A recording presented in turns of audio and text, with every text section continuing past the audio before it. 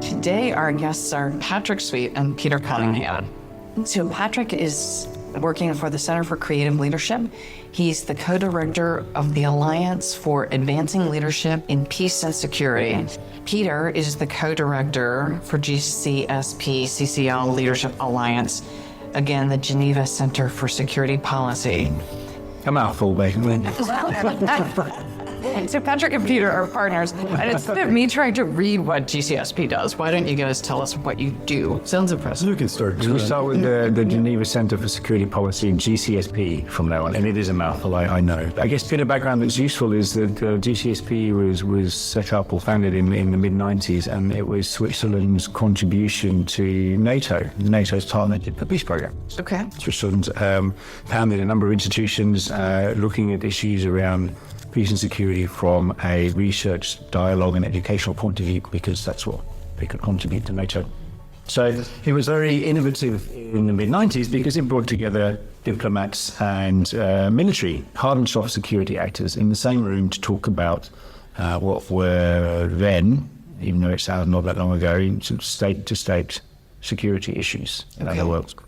I guess as the years have gone by since then, and as issues have evolved, as globalization has taken hold, as situations have got more complex around the world, and there are many more actors involved in what we would call peace and security issues, it's become a place where people from governments, diplomats, UN agencies, international NGOs, down to local civil society, and people doing amazing things in their environment around the world in relation to stability, peace and security issues come together. They come to learn, they come to dialogue. It's a space where we create an environment where that can happen. Because it's in Geneva, it's an environment where almost everybody can come and engage, and that is not always the case in other places politically. Okay. Not everybody has access to everybody else in the world today, but we provide a space where that can happen. The issues in that space are complex. They're deep verticals, for things like migration, nuclear disarmament, climate change, cybersecurity, all these deep vertical, preventing violent extremism, for example. They're deep verticals, lots of expertise, and what we found in recent years is there is an additional element that we needed to contribute, which is around how do we empower these people with that knowledge to go out and impact their environment. I guess we use the umbrella term of leadership, which is around how do you affect and influence your environment around you with the knowledge that you have. So we brought in a portfolio, a piece of work around developing leadership capability. It's not something that's been focused on traditionally in that space. It's not something that is invested in. It's not even something that's often recognized as something of importance within that expert culture. Really? Okay. Now that's changing in recent years, but it's not changing necessarily in terms of having access to available learning and leadership development tools, products, services, and also the funding, because that's the kind of expense of those programs. And the quality of what's needed there is just as high as in the business sector, just as high as in the military. It would be higher. The impact of the issues you're dealing with are truly global, so the complexity of my thinking has to be high. Absolutely. And my capacity to act has to also be high. Mm-hmm. Absolutely. And it has to recognize capacities across different spaces as well as my own. And this is something that we're particularly interested in. We'll talk a bit more about. But that's how the partnership with CCL was formed, which is that if we're going to do this in this environment, where this kind of complexity is evident, where the need is so high, where we're going to have to be creative in how we and what we bring to bear, we needed to do that with someone who really understood what there is known today about leading and leadership. And that's where CCL comes in, because they have 40 years they've been thinking about this. So they bring a lot of expertise to bear. So that partnership has proven so far anyway in the last 2 years to be very effective. There's a great mission alignment between the two organizations. And there is a great alignment around the purpose of what we're trying to do. Great, thank you. And Patrick, as the CCL representative, do you want to add anything to what Peter has explained? Yeah, I sure do. First of all, it's humbling to be brought into an organization like GCSP, who is struggling and leading others in the space that they do, to be recognized as being able to contribute as an asset in that. And I can understand why you looked at CCL, and we've talked about this and how we ended up there, because CCL has been Center for Creative Leadership in advancing our thinking about leading in a lot of different contexts. Primarily it's been on the corporate side, but we do a lot of work with government and a lot of work with non-government enterprises. And in the past 15 years, we've been looking specifically at how to, and this is where our missions really align, how do we make some of this knowledge, this understanding about leading as a set of practices, how do we de-elitize it? How do we make it available to more and more people who can actually use it? Now that actually means that you're redefining leading and leadership in that same moment, because you're taking it away from a senior cadre of leaders, and you're talking about leading as something that actually should be accessible as something to learn at every level of society, because we don't just lead at the top. So I lead myself, I lead my community organizations, I lead in my family. Yes. I like starting with leading ourselves, because we don't necessarily think about that. But particularly at this ILA conference, there's a lot of discussion about leaders. And one thing that happens is that people start thinking about, when I learn how to lead, I will be a leader. And we like to see some of that separate, and that the role is different than the practice. Some roles are responsible for leading, and they may have additional responsibilities and accountabilities with them. But you don't have to have, and we all know about influence, and we all know about informal leaders. You don't have to have these roles in order to actually lead. And when we come to these really difficult issues of peace and security, it's top down, it's bottom up, and it's from the center out. There's leading that happens at every single level, and therefore understanding how to lead ought to be, and we're working very hard as something, learning how to lead is something that everybody should have access to. So we talk about what that means, but one of the things that we did at CCO was establish a laboratory in Addis Ababa, Ethiopia, with the specific intention of taking some of the things that we give to corporate 50, corporate 100 boards and say, what about these essentials can we bring to people who aren't in these boards, people who are working in communities who may or may not even be able to read, which is true. And so Peter and I talk about some of the ideas about being able to draw and speak about leading with things in the sand, literally. Are there some fundamental things that we can learn for everyone that moves leading forward without putting the burden of being a leader, without putting the stigma of leading or following on that? Let's start with that. What are some of the fundamental things that everyone should know about leadership? I'll take a stab at that, Pete, and then you can keep me honest. You can find Pete and Penn. We do that ourselves. Sorry about that. This might be even more confusing. Yeah, Mr. Cunningham. One thing is in actually the way you framed the question. What about leadership? Peter described the environment we work in. We'll have 30 people in a room from literally 30 different cultures. Geographic cultures. Geographic And culture. professional cultures. And professional culture. Okay. So if you throw out the word leadership in that context, it's already on fire. Because if you talk to, and these are things that maybe people can recognize, you talk to somebody from France and somebody from the United States and say, what is good leadership? You're going to get a different answer. And just talk to somebody who said there aren't even words. The word in Germany is Führer. That's not slightly charged. There you go. There you go. The way you phrase the question, what are the essentials of leadership? And if I said that, I still trip. But we're really talking about essentials of leading. And there are some essentials. One of the essentials we're working on is how do we get people to understand where others are coming from when we start talking about leading. Understand there is no one way. And the flip side to that is it's not all contingent. The answer that you use a contingent style of leading, whatever is required at the moment, situational, that's not a good answer because then you have to be everything for everybody. And then the flip side to that polarity is that there is an answer to leading. So what we've been working on is finding what are the essentials of leading that apply at individual level, group level, organization level, and societal level. Is there something that you can pick up through there that I can use to lead myself, I can use to lead my team, I can use to actually organize larger collectives? I know CCL does a lot with developmental psychology. Do you pull from those levels, where do you come up with is it a competency model, a mindset model?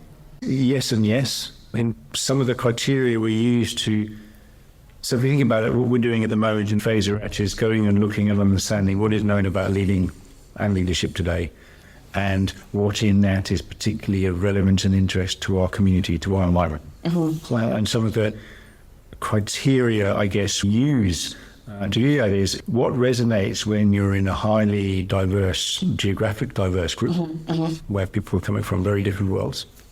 What seems to be useful and valuable when you're in an environment where people come from very different professional environments. A lot of the nature of the work of people in this space, you're working across different sectors. You've got healthcare people working with military, working with politicians, working with civil society, working with guerrilla groups, or trying to, with mediators, and all of these professional cultures carry very different views as well. So multicultural, multi-professional and complex environment. So the environment they're in or that they're trying to influence is complex. So I guess we use those three things as base criteria for what has already been developed and is out there and is understood. That can be fairly easily transferable to what is understood and needed in those spaces. And then bringing it there, finding ways to bring it there, and sometimes adapting it, sometimes adapting the framing of it, because how it's positioned, shareholders and profit and loss, those things maybe need to be reframed, but actually the core issue that you're trying to deal with is the same and similar. So stakeholders, certainly. Stakeholders, beneficiaries, funders. And profit is we don't blow each other up. For example, how do we coexist? Might be useful. And peacefully might even be nicer. Yeah, if possible, exactly. And so it's often about framing the type of developmental interactions that have been designed often for other sectors, taking it across. But then secondly, I think it's also in the long term attracting, and this is why this ILA opportunity is for us so great, is attracting some of the great work that's being done by researchers and scholars on leading and attracting them to focus their attention to this space because of what you said earlier, which is surely it's more complex and more challenging. So isn't this where we want to be furthering our understanding of what it means? It's your livelihood and mine that I don't get to do my job if I'm... Yeah, and these are the people who are in the room. So one of the elements is the criteria, what works with this diversity, right? And so what resonates is the word that Peter uses, which is much more accurate. What resonates with everyone? How? And one of the things that we have to recognize is that when the people come in the room, they come with lots of elephants. There's trauma. Success looks entirely different in that space. So if we're talking about being a successful leader, that falls flat because they don't all share the same definition of success. It sometimes isn't about them. It's about peace. So success is actually when people are actually living and working together in a peaceful way. It's not about making it up to the top of an organization. But then again, you have other career motivations within people. Some of those are there. It's just that you need to contextualize everything. I work with cancer researchers, and one of my favorite clients talks all the time about, it's not about me, it's about curing cancer. Right. It's not me against you, it's us against this disease that we want to eradicate. For the people in the room who happen to be values focused, so moving beyond just personal self-interest, it is easier to get people to coalesce around the idea of peace than it is about making some stockholder more money. And so this is an interesting point you made because it has to be about both. And this is one of the challenges where you have a really compelling narrative. Okay. i.e. saving lives or peace or that which we can very easily coalesce around, because for you to be effective in that space, it is also about you and your effectiveness. Okay, so it's both. So this is a common frame that exists in the environment, which is the focus on the mission is so strong that making the space for the organization or the production of leading in that work often gets second place in terms of attention and time. Okay. Because those who are investing in funding that kind of work are funding it to see the results on the ground. They're not funding it to see an organization shape itself to be the best organization it can be to achieve the results on the ground. So there is an inherent challenge in that environment that comes from having And it's wonderful to have such a strong mission, but there is also a cautionary element to that as well. And that would be an absolute parallel to what I'm saying in the cancer work. Yeah.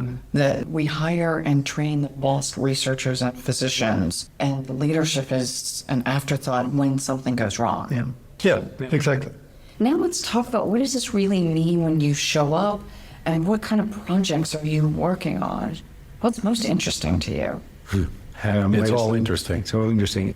Concrete, so I think a useful example that we there is a piece of work we did that was in support of NATO last year, and it was actually a great example of bringing together people who function and operate on the ground in some of the circumstances we've described, and some leadership experts, of course. Many of them here are part of the ILA community, in fact, so Yes. it's a good example to use, I think, in what was done. So what we set out to do was to see if we could identify what some of the characteristics or elements of leading were that matters, that made a difference in post-conflict environments. So environments that are in a post-conflict state as defined, are also those who are most likely to go into conflict. So there's a lot of sensitivity, there's a lot of Just I'm thinking of, so the war has been won or lost, it's done. So there is currently no conflict, and in that period of time, there is a lot of work being done around reconciliation, around institutionalization, building systems and structures that will sustain that.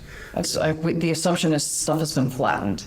Yeah, It yeah. didn't exist. Yes. Roads, For example. schools, mindsets. Yeah. Okay. Yeah. Divides. Maybe there are things there now that exist that didn't exist before, in fact. Yeah. But it's also the most sensitive to conflict, that environment. It may seem obvious, but we know that to be true. Leading there is, if you think about the UN mission environment, UN peacekeeping missions, where there is a civilian and military element, there is a need to negotiate and engage with the politicians and political level, all the way down to community and local on the ground level. Okay. So this was to bring people together who engaged either from the international community point of view or from a local perspective on navigating that situation and taking roles of leadership, either informally or formally. And these are pretty traumatized environments when we're talking about local. Often, yeah. Absolutely. Yeah. Okay. And to design a way to allow them to, through the process, elicit what it is that they do when it works, and to expose a group of leadership experts and scholars to those discussions, and for them to then, in turn, play back what they understand about leading and leadership and what we can learn from the conversation across those two discussion areas. And I want to say how brilliant, rather than us going in, whoever the us is, and saying this is what democracy means and you have to be democratic, or this is how we do it, the planting of our culture in an environment that isn't susceptible to whatever, again, whoever R is that's trying to help. Which is still very much a challenge in post-conflict environments, because it's unfortunately still intentionally or unintentionally still often the case, I'm afraid. And so this was a 3-day event, and it was quite carefully designed to give as many people in the room to share as much useful information that they had to share. And it would work great. So these were short 5-minute contributions on particular carefully chosen subjects, all related to that common theme. For 3 days. For 3 days. That's a lot of conversations. It's a lot of conversation. It was really moving. It was really moving because there were many people had very many things to say. Some were quite surprising and different. Then there were some themes that came across. So can you share a couple of themes? What are you hearing? There's a piece that happens when a peacekeeping force goes in. There's something that happens when you bring about the stability in the moment. That requires a certain kind of leading. It sometimes requires a certain objective, heavy-handed role. You know what that's about. You stop people from killing each other. Yeah. And so that's not a democratic process per se. Although when you do that, what is left is you've set up a set of expectations. You've supported and not supported different groups to keep them apart. And so one of the elements we were looking at is, what about the way that happens when NATO or any peacekeeping force goes in? What actually helps or undermines the growth of positive peace afterwards, because just coming in and killing people is the thing to do. It's the right thing to do. But some of the key questions were, what about that? And the way we organize that doesn't necessarily lead to positive, sustained peace. And so one of the things that comes up is that inside these institutions, you have people who rotate. They have time where they go in for a mission, and there's only so much you can take, and then they have to leave and others come in. And so there's a very human piece, a structural piece, where this rotation also leads to a lack of consistent memory about what's happened just prior. Now, the people, the local people who've experienced don't have that lack of memory. They know what's there. Yeah. But when an international force comes in, and there's a rotation both within the humanitarian organization, they operate the same way, or the military organizations, this notion that there's a rotation going on, it's very difficult to keep relationships solid, a fundamental piece of leading. It's very difficult to keep empathy at the level that you had it at once, and to have trust when somebody comes in and may not really understand what has happened just before. Now, this is not to criticize these efforts that go in. They're very good, and people put their lives on the line. But having them in the room say that, rather than people on the outside looking in and saying, boy, is this a good thing or is this not a good thing? So one of the things that we really need to figure out how to do is increase our cultural capital and memory through these programs, because when we have rotation, it hurts. Another thing is that sometimes the decision criteria to come in is such that the mandate is NATO is not allowed to go in unless it's gone kinetic, as they call it, right? It's gotten physical. That's part of the mandate. That's late.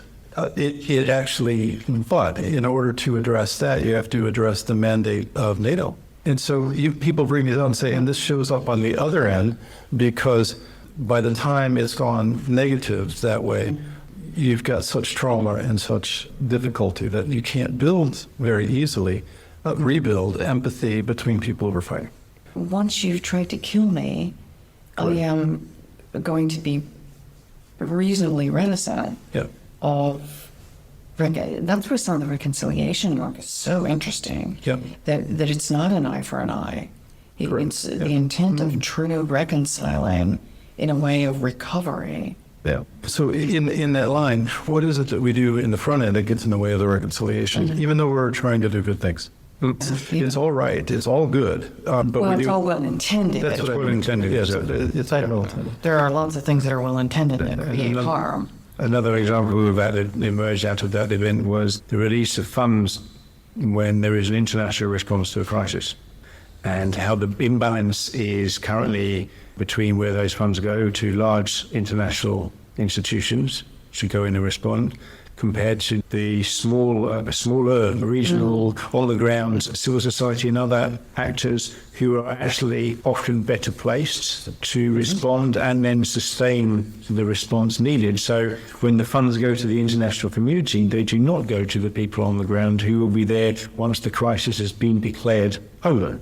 And also who understand the culture. And who understand the environment and the culture. And one of the reasons for that disconnect is that sometimes those who are closest to it maybe just don't have the understanding of what it takes to mobilize and lead. In other words, there's a reason that you just don't throw resources and money out to a group that may or may not be ready to receive them, even though they're the right ones to receive them, which is where we were getting very strong signals that on the humanitarian side, the NGO side, there are people who really are good, very well connected, have all of the right things, but then they don't have this basic understanding of leading and mobilizing in ways that large organizations do. And that's part of our purpose, is to say we can't send them to Geneva, we can't send them to Boston, we can't send them away for a leadership development program. We need to be able to bring in pieces that work in different cultures that resonate for people at all levels.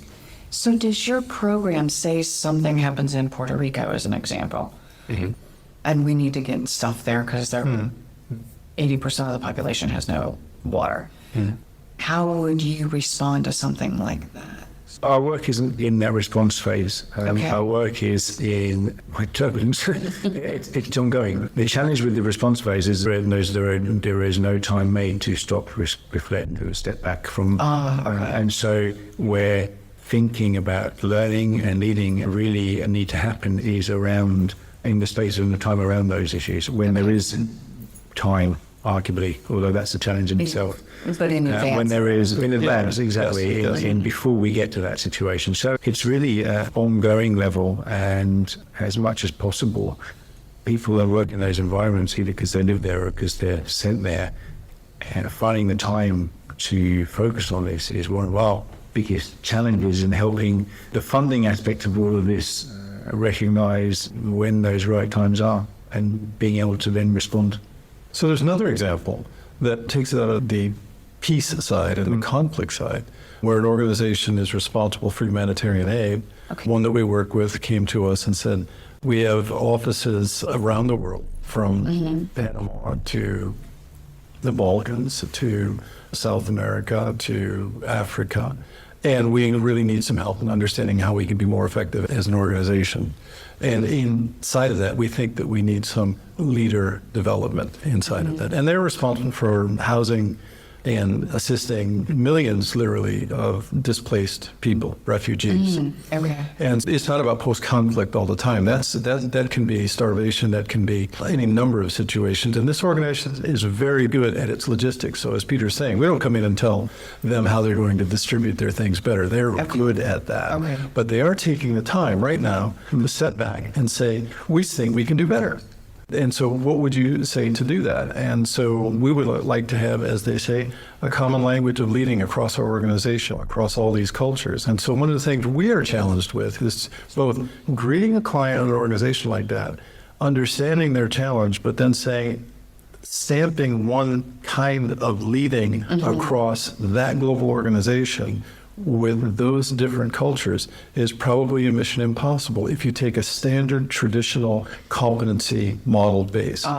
Okay. So if they want to have an assessment of what is a really good leader across our organization and what are those competencies, they will see that the variation from Panama to Rwanda is pretty big. Oh, I would imagine. Yeah, so we have to look at it differently. And so what are some of the essentials there? And so it changes our definition of what leading is, but we have to meet where they are, because just because we're thinking about leading and they're thinking about leaders and competencies, we have to take time to both educate ourselves. What is it that we can do? So we are working on a global assessment of leading at the team level, Okay. where the collectives are the target, not to the individuals. What do effective teams do? Some cultures are collective focused, right? I'm assuming. Yeah, more so than others. We define collective as shared work. So it's not collective. okay. So what does leading look like when it happens really well among people who have shared work?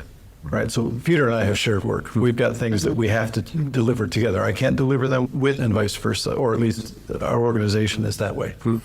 And so there are teams around the world, but the way they do it in one part of the world might be different than others. So we're looking at things called direction, alignment, and commitment. These are not individual characteristics. These are characteristics of the teams. These are characteristics of the collectives.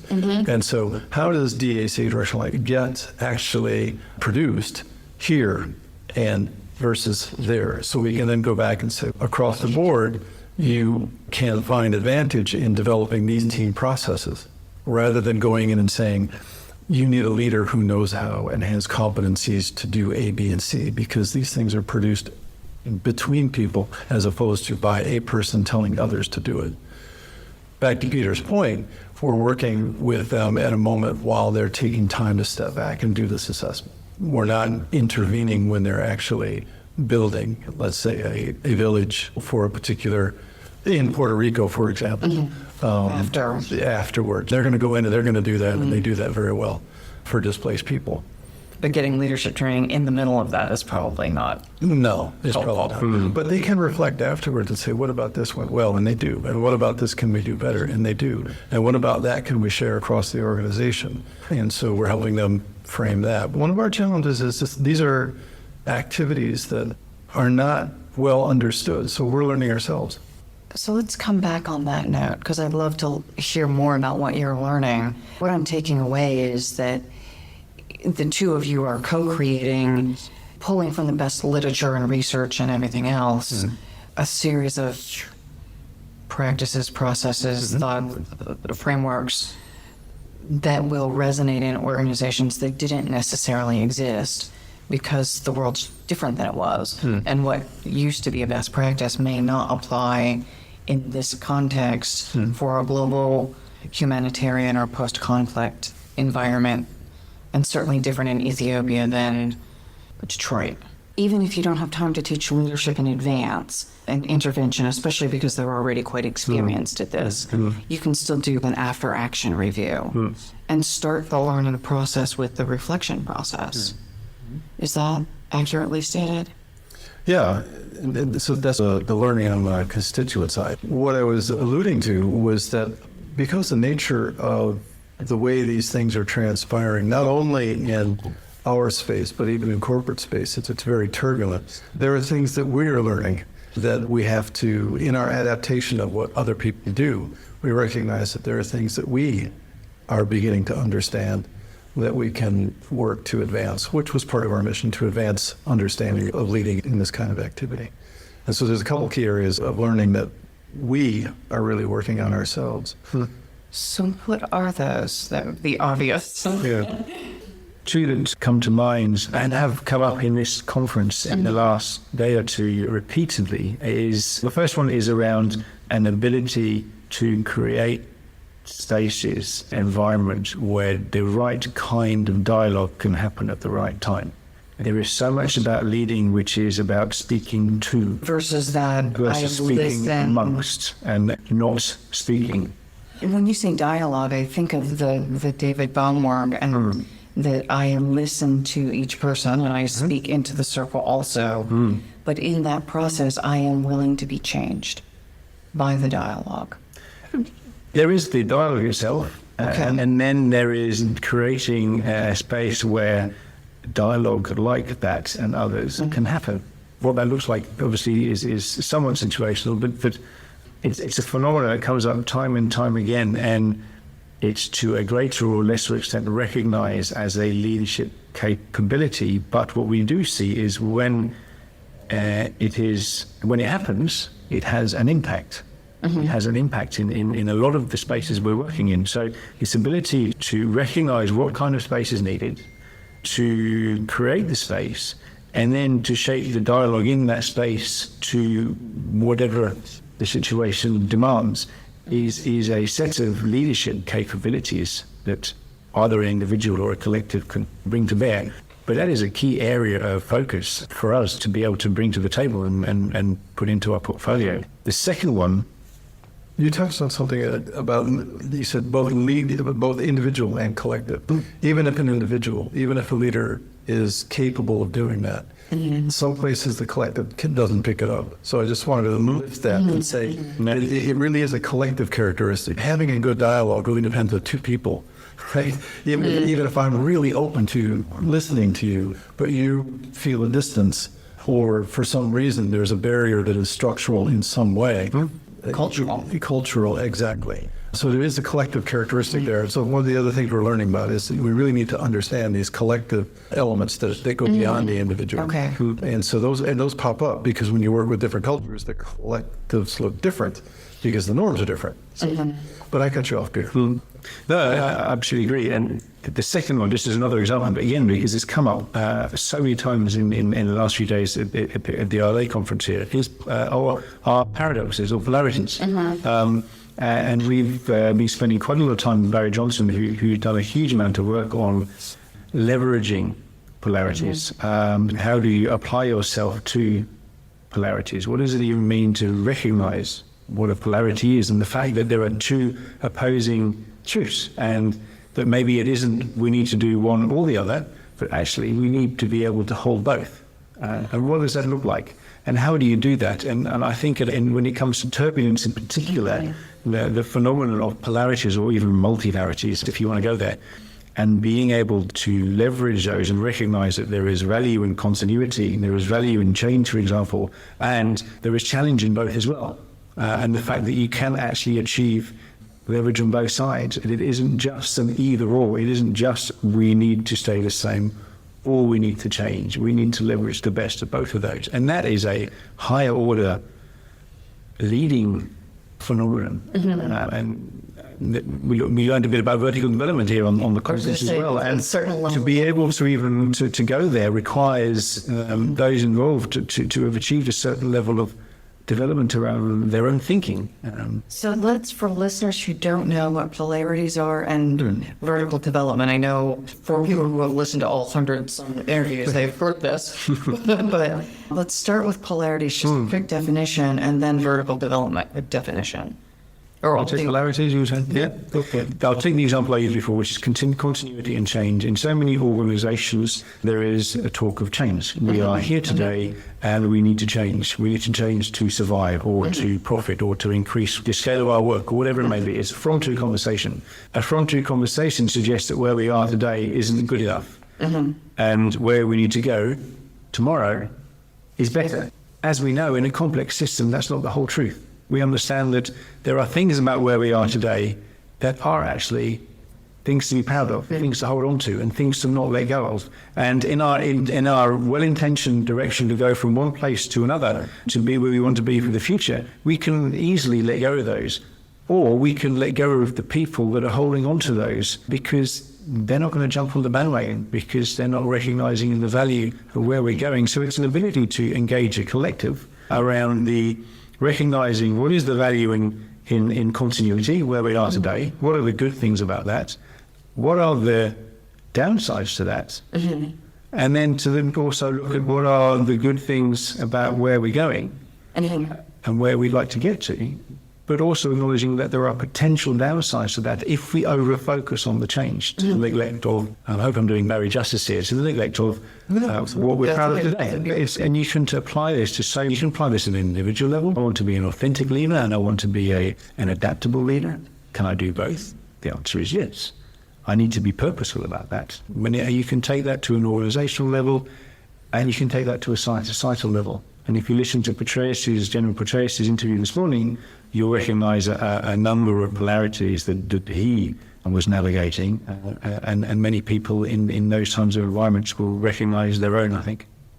So then let's add in the vertical development discussion, because I think where you were going is most people are not aware of polarities, don't talk about polarities, but that at a certain level of developmental maturity, we see an either or, we don't see both ends of the pole and the nuance of how to balance and manage those tensions. You're either changing or you're staying the same. You're either right or wrong, whatever polarity you want to use, without going into the long lecture of vertical development.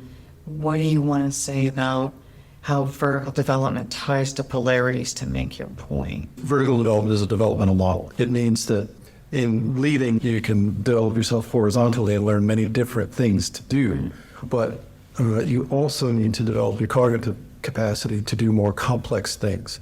And one of the most complex things to do for humans is to hold two opposing truths in our heads, because we're wired for fight flight. We're wired for making quick assessments of good, bad, either or things. But when you're working in a social environment, there are many things that just don't boil down to there. Getting a collective or getting an individual to learn to embrace and see that there are some things like breathing, there are some things that actually work as an energy system. Change and continuity work in energy. Getting people to understand not only the concept, but then to be able to work with it in a way that's constructive. We see people who can work with it very well destructively. I won't use any particular leaders that come to mind at the moment, but if you want to understand the power of polarity, just look at when things go bad, when people decide deliberately to leverage polarities in a negative way. That same energy, that same power can be used to leverage polarities in a positive way. And that's a very advanced skill. We probably don't like calling it an advanced skill when we look at it being used in a negative way. But if it's being done consciously, which I believe it is in this circumstance, it's a high skill. There's an element of vertical development that says at some point we gain capability to think and do things in a more complex way, but without the long definition of what vertical is. And polarity thinking really is a little bit more complex. I have to actually be able to hold two things or more in my head at the same time and begin to say that they both exist, and they do create tension. So when we look at the verbal framework, depending on whose data you use, it's about 10% of the population who can innately do this well. I would say with polarities, one of the things that attracts us to it is that there's far more who can do polarities. It's not that far away. Almost everyone has experienced. I'll give you an example. The first example is, as a parent, do I love my child unconditionally, or do I hold them accountable for their behaviors? And hopefully you do both. Correct. Everybody gets that flat out. Without question, people I want to get be loved and not accountable. Exactly. So even though we talk about vertical development, put it in there, I don't want to put polarity so high up on that thing that we say that's only 10% of the population. I think everybody has this understanding of tensions and knows that they can work with it. Taking it from your parent-child relationships into a functional change continuity relationship Into a more complex system is a different conversation. It's well within the grasp of far more than 10%. So as we were wrapping up, we were talking about what you are learning. What do you want our listeners to take away from this conversation? I would say that one of the things that excites us most about being in the ILA and being able to contribute to the conference team is that those who lead, influence, engage in the kind of scenarios, environments we've talked about, I really do think this is where we can further our understanding of what leading and leadership means. But to do that, we need to research those phenomena in this space. And this is a call to the ILA community to say, come and further the work of these leaders through your work by researching what it even means to do and to practice in these kind of environments, because I think that's where we can do some great work. And I would say beyond the ILA community to our listener community who may also be doing research but didn't get to come to the conference or don't belong to ILA specifically, including some of the business community. Yeah, one is that leading that we see. Leading is both an individual and a collective enterprise. We over-focus on the individual side of it. So if there's something that I would hope people would take away is to understand how much of leading is a collective enterprise and where we really need to make our progress right now. And we see organizations that do that in innovation and other areas where we can make the most progress, particularly in our space, is understanding the shared aspect of leading and not emphasize the leader aspect, but emphasize the practices, the collective practices, not just individual practices. But what about leading is shared in the team? And how do you bring those forward? And what can you do to make those practices work better? Thank you. And in closing, if someone wants to connect with this work, learn more, contribute in some way, what is the contact information, the website, the other collateral material? How would they learn more? I think, reach out to the GCSP website, Geneva Center for Security Policy. You'll find us on there, and please do. Cool. Thank you. Thank you very much. both for your time. Enjoyed it.